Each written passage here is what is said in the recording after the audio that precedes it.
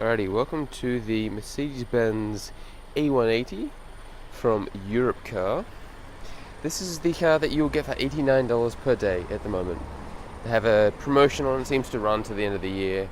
It's a Mercedes-Benz A180, so of course it's an A-Class. This model was built in August 2015.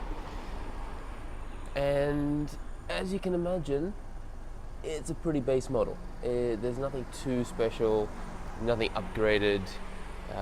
You're rolling on the standard chassis. The wheels are, I think, 16 inch. These are quite dirty actually. In terms of the review from Europcar, I did pick up the car a few days ago, so it is a little dirty from me, but overall this is kind of how it was. You can see there's just sort of marks on it in terms of the not so much the paintwork, but just bugs, stuff like that. The wheels were a little bit dirty when I got in, but you know, what are you gonna do? You jump around the back and then I'll show you inside and I'll make a few comments. So that's what you're gonna get for $89 a day. Alright, let's jump in. And glowing Mercedes-Benz logo. Alright. So the cockpit, compared to the Audi A3, which is really the competitor for the Mercedes-Benz A-Class. Look, $89 a day from Europcar in Australia. Yeah, look, it's probably okay value. It's not brilliant. To keep in mind, I had the Volvo XC60 for about the same. I think a little bit less per day, and that was by mistake. You can read my review on Ride Hacks about the XC60, which totally blew my mind.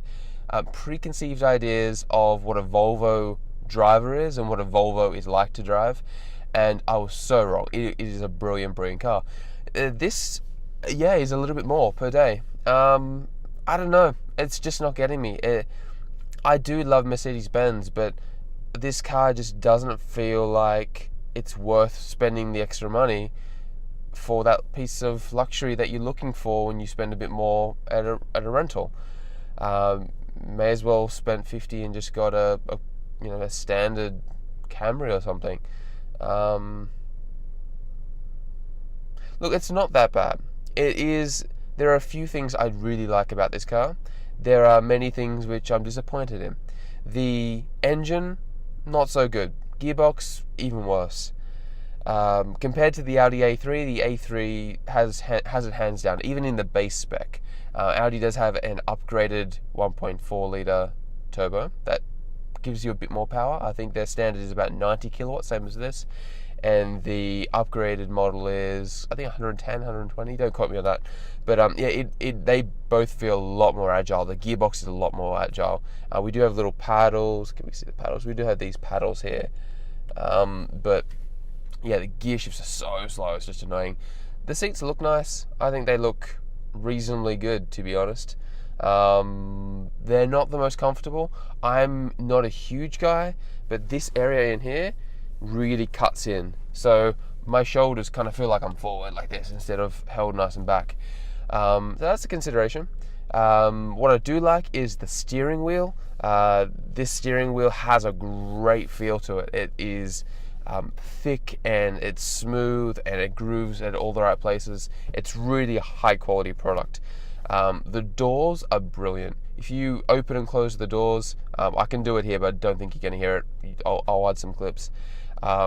They feel solid and the build quality feels like you're in a Mercedes-Benz. That's nice. Technology-wise, yeah, not very good. So technology-wise, this car feels like you're in the 90s. And that was my same opinion of the Europcar SLK 200. You feel like you're in the 90s. It is, yeah, so old and just not, yeah, you don't feel good. Sound system. So I'm going to do a ranking of the sound systems, but this is better than the base model Audi A3. It's not as good as the upgraded, I think they call it the Attraction package, or the Star package. But anyway, they come with an upgraded Audi sound system with a subwoofer, and that is a better quality than this, predominantly because they have the subwoofer, and the subwoofer really helps to bring out the sound. But just out of the base model of this car, which has pretty bad technology, it actually has a really good sound. So we enjoyed that. Road noise, yeah, this car has a hell of a lot of road noise.